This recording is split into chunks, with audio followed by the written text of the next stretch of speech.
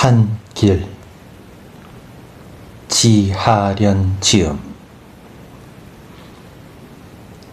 신발을 신고 대문께로 나가는 발자취 소리까지 들렸으니 뭘 더 의심할 여지도 없었으나 순재는 일부러 미닫이를 열고 남편이 있나 없나를 한 번 더 살핀 다음 그제사 자리로 와 앉았다.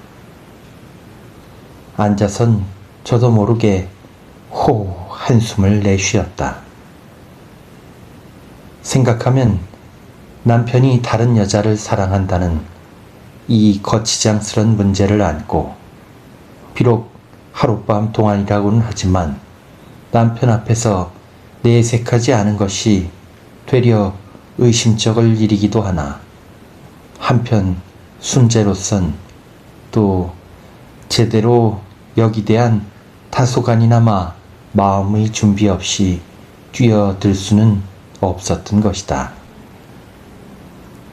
아직 단출한 살림이라 아침 볕살이 영창에서 쨍 소리가 나도록 고요한 낮이다. 이제 무엇보다도 사태와 관련시켜 자기 처신에 대한 것을 먼저 정해야 할 일이었으나 웬일인지 그는 모든 것이 한껏 붓히고 어지럽기만 해서 막상 머리에 떠오르는 생각이라는 것이 기껏 어제 문주와 주고받은 이야기의 내용이었다. 바로 어제 이맘때 일이다. 일요일도 아닌데 문주가 오더니 뜻밖이거니와 들어서는 참으로 그 난처해 하는 표정이라니 일찍이 문주를 두고 상상할 수는 없었다. 학교는 어쩌고 왔느냐고 순재가 말을 건네도 그저 응? 하고 대답할 뿐 통이 그 말에는 정신이 없었다. 그러더니 벼랑간 너희 분 그동안 늦게 들어오지 않았었니? 하고 불쑥 묻는 것이다. 순재는 잠깐 어리둥절한 채 그건 왜 묻니? 하고 물어볼 수밖에 없었다. 그래 넌 조금도 몰랐니? 문주는 제 말을 계속한다. 모르다니? 뭘 몰라? 연희하고 만나는 걸 말이다. 연희하고? 순재는 뭔지 즉각적으로 가슴이 철썩했다. 그러나 너무도 꿈바뀌고 창졸간이라 어찌된 셈인지 종시 요량키가 어려웠다. 벌써 퍽 오래전부터래. 문주는 처음 말을 시작느라 긴장했던 마음이 잠깐 풀려 그런지 훨씬 풀이 죽어 대답했다. 누가 그러든 다시 순재가 물은 말이다. 연희가 그랬다. 연희가? 그러면 순재는 한순간 뭐라고 말을 잃을 수가 없었다. 문주가 말을 꺼내기도 벼락으로 꺼냈거니와 너무도 거창한 사실이 그야말로 벼락으로 앞에 와 나자 삐진 셈이다. 말없이 앉아있는 순재를 보자. 어떻게 얘기를 꺼내야 할지 잘 엄두가 나지 않아서 주저했지만 언제까지 모를 것도 아니고 그래서 오늘은 하고 이번엔 문주가 말을 시작했다. 그래, 오늘에서야 알리러 왔단 말이냐?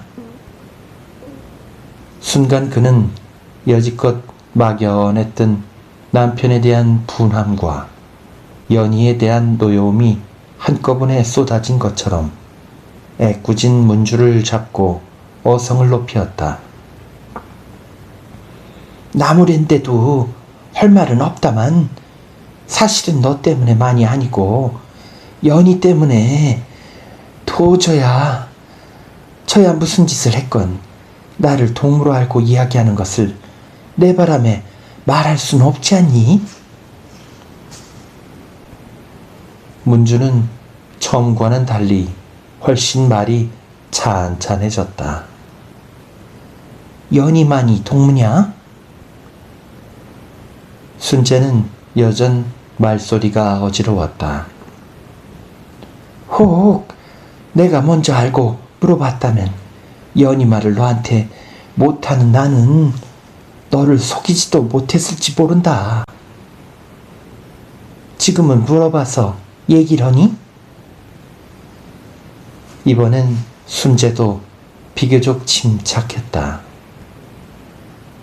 너가 묻기 전 먼저 연희가 부탁했다. 나한테 알리라고? 두 사람은 잠깐 동안 말이 없었다. 나한테 알리란 부탁까진 난 암만 생각해도 잘할 수가 없다. 연희한테 가건 장하다고 일러라. 순재는 끝내 패받듯 일어났으나 다음 순간 어디로 가서 뭘 잡아야 할지 억울한 그대로 다시 자리에 앉고 말았다. 이런 것을 혹 운명이란 것에 돌린다면 누구 한 사람만 단지 미워할 수는 없을 거다. 조금 후 문주가 건넨 말이다. 순재는 얼른 대척이 없었으나 이 순간 그에게 이것은 분명히 역한 수작이었다. 사실 그는 몹시 역했기 때문에 훨씬 침착할 수 있었는지도 모른다. 제법 한참 만에야 순재는 누가 미워한다디? 하고 말을 받았다. 이따금 몹시 미운이 말이다. 두 사람은 다시 말이 없었다. 순재는 평소에 문주를 자기네들 중 제일 원만한 성격으로 보아왔었다. 그렇기에 누구보다도 공평한, 때로는 어느 남성에게도 지지 않을 좋을 판단과 이해력을 가졌다고 믿어왔었다.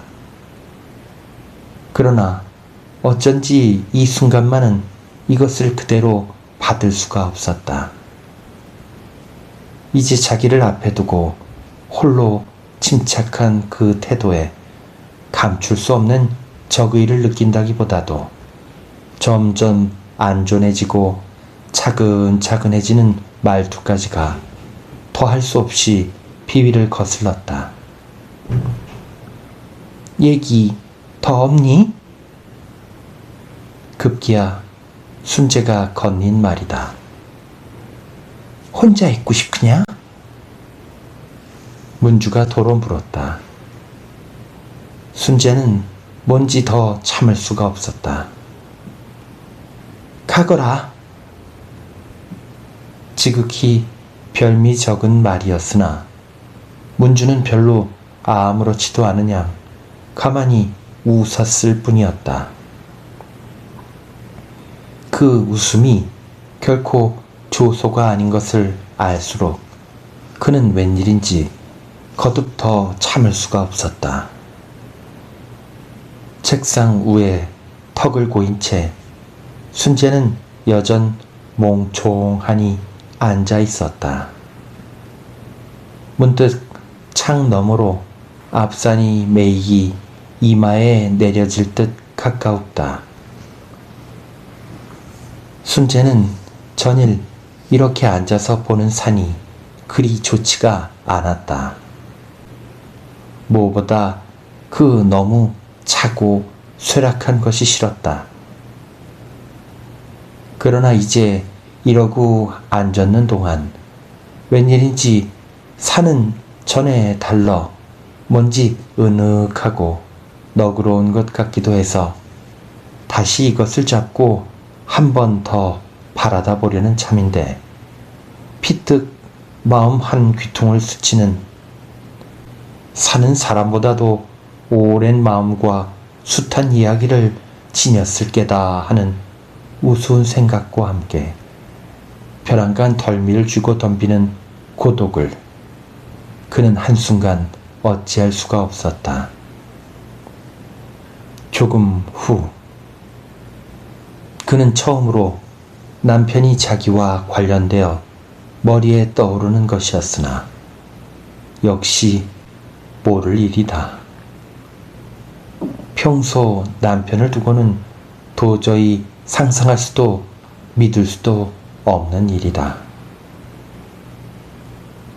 그러나 생각하면 이제 순재로서 믿기 어렵다는 뜻은 남편으로서 그런 짓을 해서는 못 쓴다는 의미도 될지 모르고 또 이것은 두 사람의 마음의 평화한 요구이고 거래일지도 몰랐다.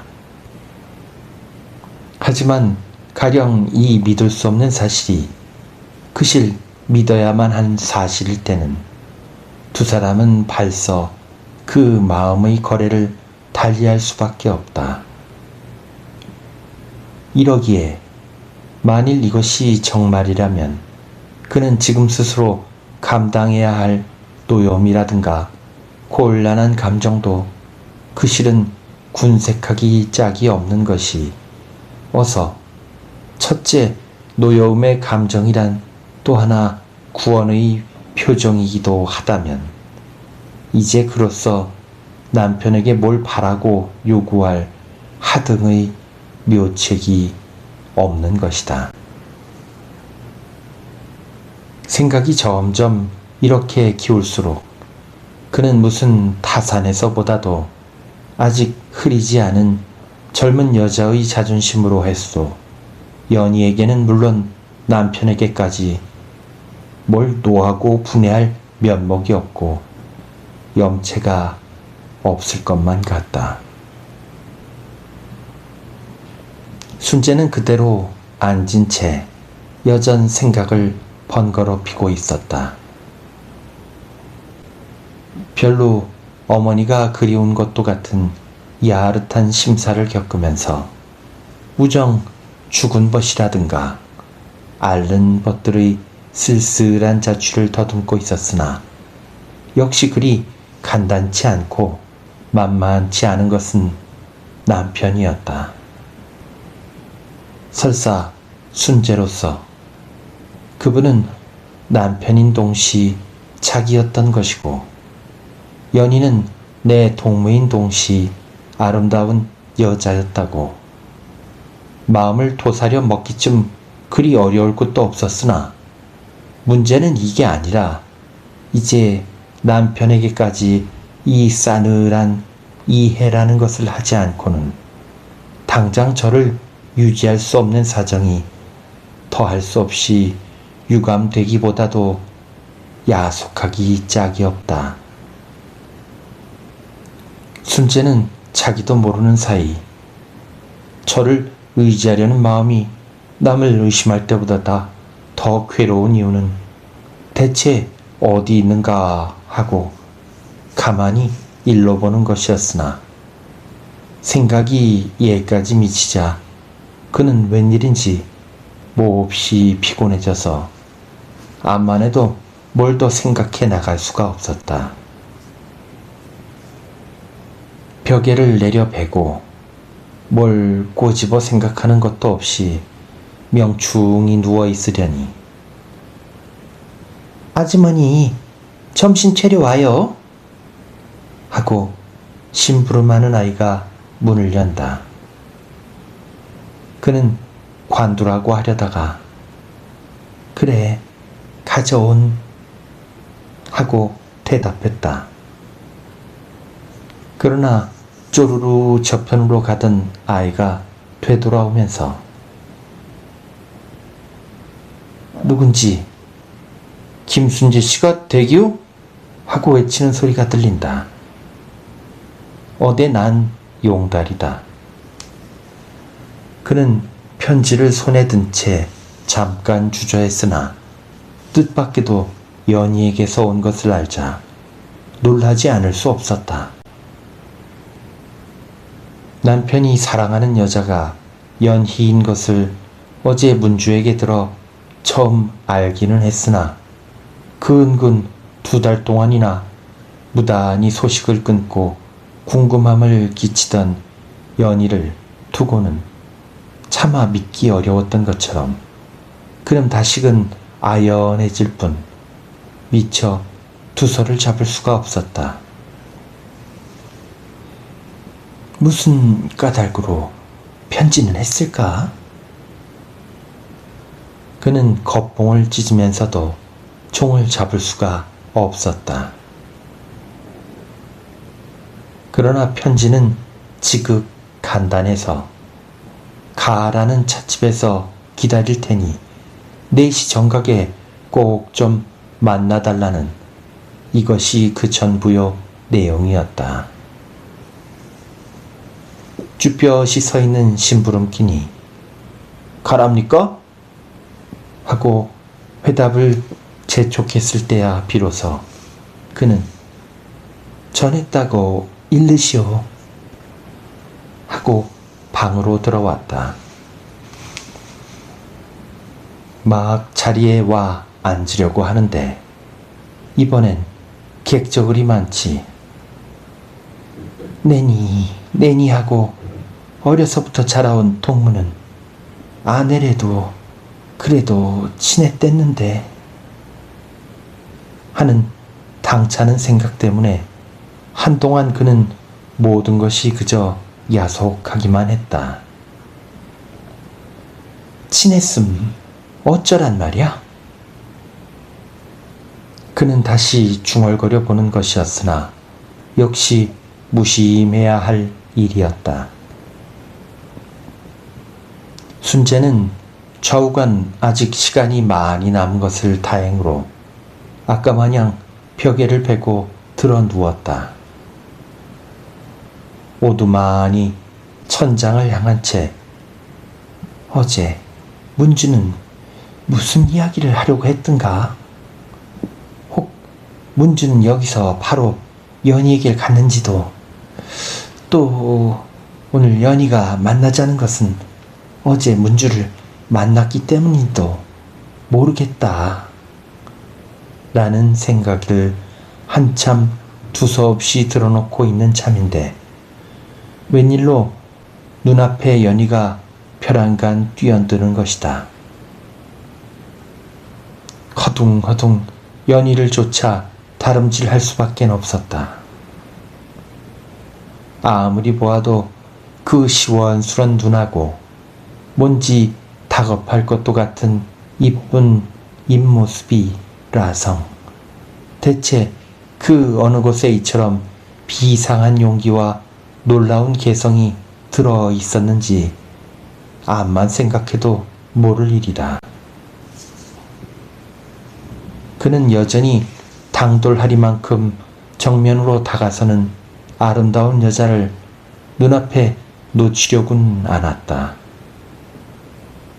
하긴 지금 순재 앞에 있는 이 짧은 편지로도 능히 시방 연희가 무엇에게 누구에게도 조금도 구애받지 않고 있다는 것을 알아내기엔 그리 어렵지가 않을 뿐더러 만일 연희로서 아무런 질서에도 하등의 구속 없이 있을 때 순재로서 굳이 완고하단 건 어리석은 일이다.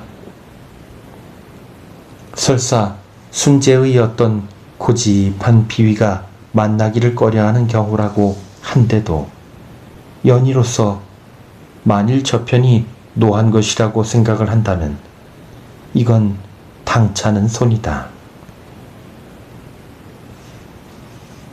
순재는 발서 노하는 편이 약한 편인 것을 잘 알고 있기 때문이다. 거진 1시간이나 앞서 순재는 자리에서 일어났다. 화장도 하고 일부러 장 속에 있는 치마까지 내어 입었다. 그리고 한 번 더 거울을 본 다음에 집을 나섰다. 그러나 부핀 거리만은 그래도 싫었든지 광화문 통으로 내려 황금정으로 가는 전차를 바꿔 탔다. 타고 가다가 어디서고 길이 과히 어긋나지 않을 지점에서 어느 좁은 길로 해 찾아갈 요량이다. 봄날이라고는 해도 고대 한식이 지났을 뿐 더욱 해질 무렵이라 그런지 아직 겨울인 듯 쌀쌀하다. 두 여자는 여전 말을 잃은 채 소화통으로 들어 다시 산길을 잡았다. 순재는 조금 전 찻집에서도 그러하였거니와 이제 거듭 보아도 연희는 그동안 놀랄만치 입 빚은 대신 또 놀랄만치 자기와는 멀어진 것만 같다. 단 2달 동안인데 그처럼 가깝던 동무가 대체 무슨 조화로 이처럼 생소하냐고 스스로 물어본 대자 그저 당장 기이할 뿐이다. 첫째, 만나면 손이라도 잡고 반겨야 할 사람이 제법 정중히 일어선 채 깍듯이 위에 인사하는 품이 비록 순재로 하여 얼굴이 붉어지른 쑥스러움을 느끼게 했다고는 할 망정 웬일로 자기 역시 전처럼 대답할 수 없었던 것도 이 기이함의 하나였거니와 이러한 종잡을 수 없는 느낌이 한데 뭉쳐 점점 어두워지고 무거워지는 마음 위에 급기야 모든 것이 한껏 너절하게만 생각되는 보다 먼 곳에의 고독감도 결국 이 순간에 있어 기이한 현상의 하나였다. 한동안 그는 아무 것에도 격하고 싶지 않은 야릇한 상태를 겪으며 잠자코 걸었다. 어디를 들어왔는지 두 여자는 수목이 짙은 좁다란 길을 잡고 개천을 낀 채 올려 걸었다. 방금 지나온 것이 유달리 번화한 거리라서 그런지 바로 유곡인 듯 호젓하다. 나 인제 새로이 뭘 후회하고 있진 않습니다. 단지 여태 잠자코 있어 괴로웠을 뿐이에요. 하고 비로소 연희가 말을 건넨다. 순재는 여전 쑥스러운 채 잘 압니다. 하고 연희 말에 대답을 했으나 뭘 잘 안다는 것인지 스스로도 모를 말이다. 날 비난하시려건 마음대로 하세요. 하지만 이제 내게도 말이 있다면 그분을 사랑했다는 것, 사랑 앞에서 조금도 거짓말을 하지 않았다는 것입니다. 연희는 다시 말을 이었다. 순재는 연희가 전에 달라 몹시 건방진 것 같아서 그것이 가볍게 비위를 거스리기도 했으나 이보다도 뭔지 그 말에서 느껴진 절박감 때문에 네, 잘 알아요. 하고 똑같은 말을 되풀이했다. 그러나 이 약간 조소적인 말에도 연희는 별로 돌아볼 배 없이 그분을 사랑하고 싶은, 그분이 사랑하는 단 한 사람이고 싶은 마음 때문에 나는 아무 겨를도 없었습니다. 하지만 역시 그분 앞에 아름다운 여자는 당신이었어요. 하고 똑바로 앞을 향한 채 혼자 말하듯 가만가만 이야기를 했다. 순재는 힐끗 연희를 쳐다봤으나 그가 깎아낸 듯 선이 분명한 측면 어느 곳에서도 전날 이쁜 눈이 그저 다정하기만 하던 연희를 찾아낼 수는 없었다. 그가 잠깐 대답을 잊은 채 걷고 있는 동안 연희는 다시 말을 이었다. 혹 이것이 내 최후의 감상일지도, 또 나보다 아름다운 사람에 대한 노여움의 표현인지도 알 수 없으나 아무튼 꼭 한번 뵙고 싶었습니다. 만나 무슨 이야기를 하려고요? 비로소 순재가 물어본 말이다. 두 사람은 처음으로 눈이 서로 마주쳤으나 웬일인지 피차 강ing하게 무심한 표정이려고 했다. 글쎄요, 결국 당신이 이겼다는, 내가 졌다는 이야기를 하려고 했는지요. 하면서 연희는 뭔지 가벼이 웃었다. 순재는 벼랑간 얼굴이 화끈 달아왔다. 그럴 리가 있나요? 하고 우정 능치면서도 애꿎이 빨깍하는 감정을 어찌하는 수는 없었다. 이제 우리 두 사람을 나란히 세워놓고 누구의 형상이 승 없는가 한번 바라다 보십시오. 내 모양이 사뭇 고양할 테니. 연희는 여전 같은 태도로 말한다. 아내란 훨씬 늙고 파렴치한 겁니다. 순재는 결국 그 노염을 이렇게 표현할 수밖에 없었으나 말이 맞자 연희의 표정 없는 얼굴이 무엇인지 격노하고 있는 것을 놓칠 수는 없었다. 과연 모를 일이다. 이제 막 순재가 한 말은 순재로서 대단하기 어려웠던 말일 뿐 아니라 또 어느 의미로 보아선 정말이기 때문이다. 두 사람의 관계가 이미 삼자로선 상상 못할 정도로 깊어졌다면 어쩌겠어요? 잠자코 있던 연희가 벼랑간 건넨 말이다. 아무리 호의로 해석한데도 이 말까지는 않아도 좋을 말이다. 순간 그의 머리를 스치는 연희는 내가 얼마나 비겁한가를 자기류로 시험해보고 싶은 게다 하는 맹랑한 생각 때문에 그는 끝내 깊고 옅고 간 결국 같을 겁니다 하고 자기도 모를 말을 중얼거렸다. 그러나 이 애매한 말을 연희가 어떻게 들었는지, 그야 그렇겠지만 난 그것보다도 그분을 얼마나 사랑하는가를 물은 겁니다 하고 다시 건너다 봤다.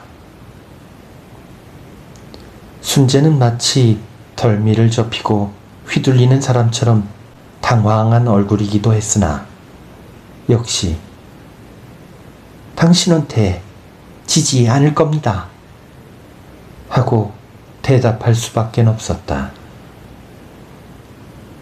머리를 숙인 채 잠자코 걸으면서도 그는 일이 맹랑하기 짝이 없다. 조금 전까지도 오히려 쑥스러움을 느낄 정도였으니 무엇에 요동할 리 없었고 또 연희를 만나기까지도 물론 저편이 연희라 다소간의 봉변은 예측한 바로 친데도 기실 은연중 공경에 빠질 사람은 연희라고 생각했기 때문이다. 무엇보다도 불쾌한 것은 점점 평온하지 못한 자기 마음의 상태다. 순재가 마음속으로 다시 조금 전 연희가 한 말을 들치고 있으려니 다른 건 다 이겨도 그분을 사랑하는 것만은 나한테 이기지 마세요. 여기까지 지게 되면 나는 스스로 타락할 길밖엔 도리가 없습니다. 하고 뭔지 훨씬 서글픈 어조로 연희가 말을 하였다. 그리고는 인차 순재가 뭐라고 대답할 나위도 없이 그분은 누구보다도 자기 생활의 질서를 소중히 아는 사람입니다. 설사 당신에 비해 나를 더 훨씬 사랑하는 경우라도 결코 현실에서 이것을 표현하지는 않을 겁니다. 하고 제 말을 계속했다. 이제야 이야기는 바른 길로 들어섰다. 결국 이 한 말을 하기 위해 연희는 순재를 불러낸 것인지도 몰랐다. 이리 되면 세상 못할 말이 없다. 순재는 이젠 당황하기보다도 대체 무슨 까닭으로 이런 말을 하는지가 알 수 없다. 그러나 불행히도 그는 이 욕된 경우에 있을 말의 준비가 없었다.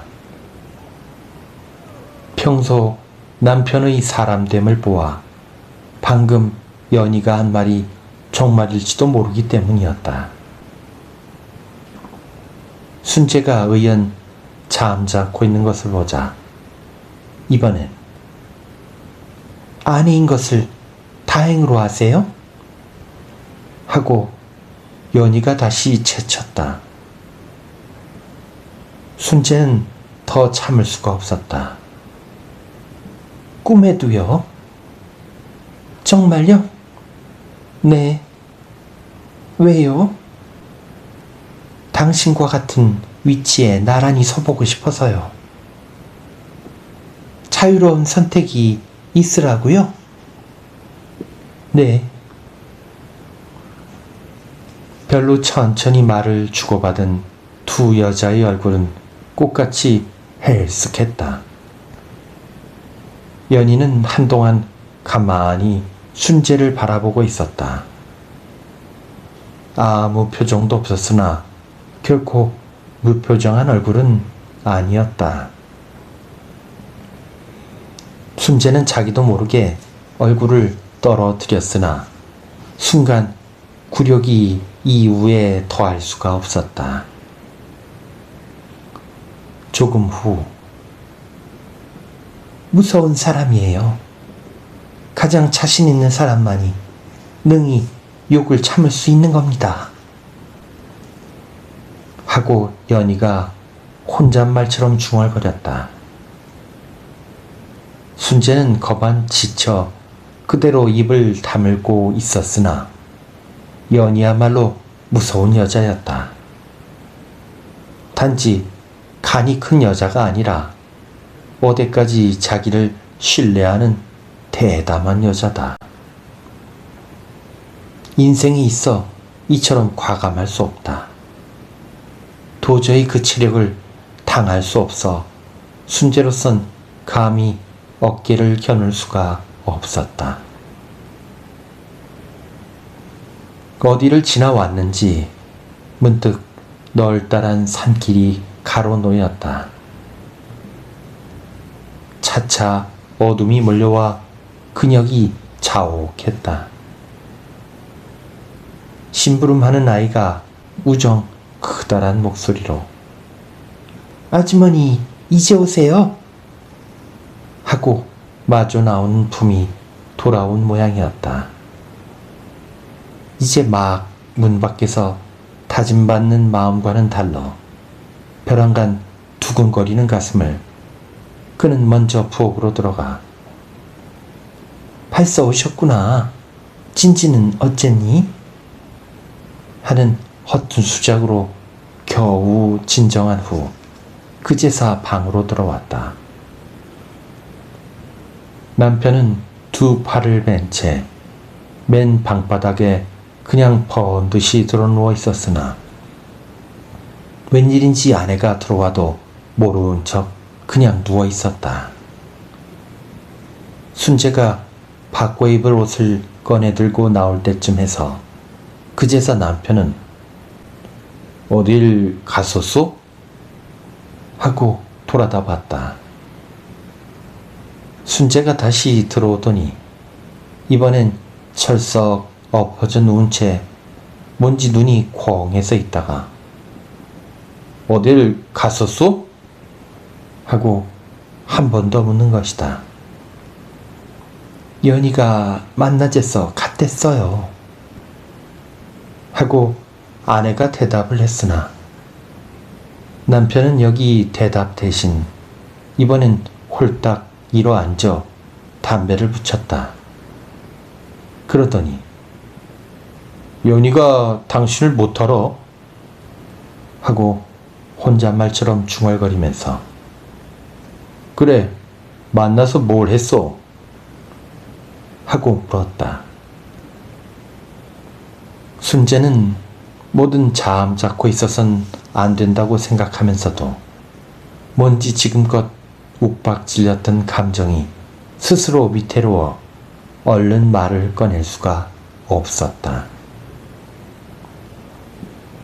아내가 잠자코 있는 것을 보자 괜히 당신한테 꺼정 이런저런 생각을 끼치기도 싫었고 또 나 혼자서도 충분히 해결 지을 자신도 있고 해서 잠자코 있었으나 결국 사람의 의지란 한도가 있나 보.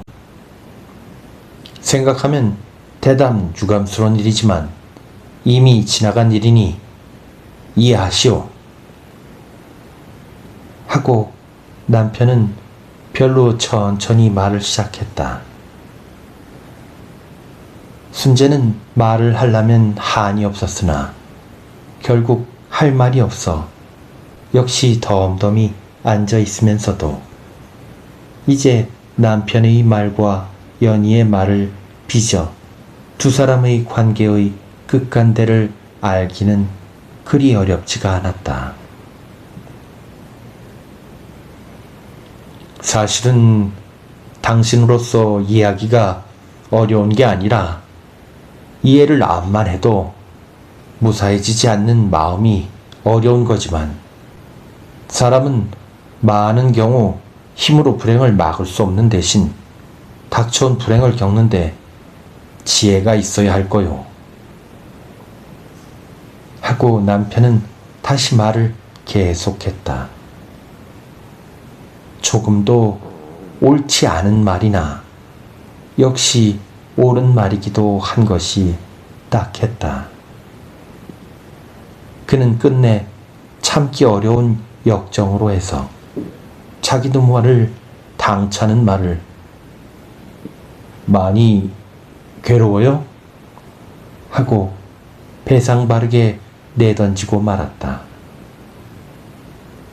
남편은 제법 한참 만에서야 괴롭다면 어쩌겠소? 하고 되물었다. 괴롭지 않을 방도를 생각하셔야지. 괴롭지 않을 방도란? 그걸 내가 알 게 뭐예요? 여전 배상 바른 말이다. 조금 후 남편은 당신 실수라는 것 생각해 본 일이 있어? 하고 다시 물었다. 없어요. 연애란 건 있을 수 있습니까? 남편은 재쳐 물었으나 그는 잠자코 있었다. 어쩌면 둘 다 있을지도 모르기 때문이다. 그러나 다음 순간 그는 끝내 그래, 실수를 했단 말이에요? 하고 물어볼 수밖에 없었다. 이 훨씬 조소적인 말을 남편이 어떻게 받는 것인지. 그럼 연애라야만 쏘? 하고 마주보면서 이번엔 훨씬 혼잣말처럼 아무 것이고 해서는 못 쓰는 겁니다. 했다. 못 쓰는 일을 왜 했소? 그렇게 사과하지 않소? 사과를 해요? 맞았소. 순재는 뭔지 더 참을 수가 없었다. 그는 무슨 까닭으로 이 순간 연희를 생각해냈는지.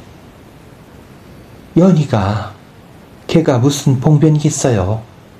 당신 걔한테도 나한테도 나쁜 사람이에요. 하고는 허둥허둥 모를 말을 중얼거렸다. 남편은 뭔지 한동안 물끄러미 아내를 보고 있더니 그래, 맞았어. 당신 말이.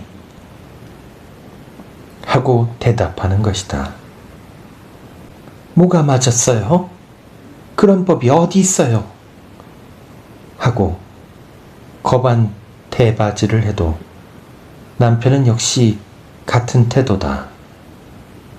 그러더니 별한간 사과할 깃밖에 돌이 없다는 사람 가지고 왜 자꾸 야단이요? 왜 따지려구만 도 따져서 뭘 하자는 거요? 당신 날 사랑한다는 것 거짓말 아니요? 왜 무조건 하고 용서할 수 없소? 하고는 벌컥하는 것이다. 일이 되면 이건 언어 도단이다.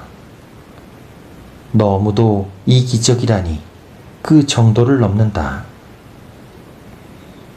그러나 알 수 없는 일은 지금까지의 어느 말보다도 오히려 마음을 시원하게 후련하게 해주는 것이 스스로도 섬찟하고 남을 일이었다. 밤이 이식해서 두 부부는 벗처럼 베개를 나란히 하고 여전 이야기를 주고받았다. 차차 남편은 웃음의 말까지 하는 것이었으나 순재는 여전 뭔지 마음이 편치를 못했다. 이것은 밤이 점점 기울수록 더 날카로워만 갔다. 생각하면 남편은 역시 훌륭하다. 가만히 곁눈질을 해보아도 그 누워있는 자세로부터 말하는 표정까지 그저 늠름하기 짝이 없다.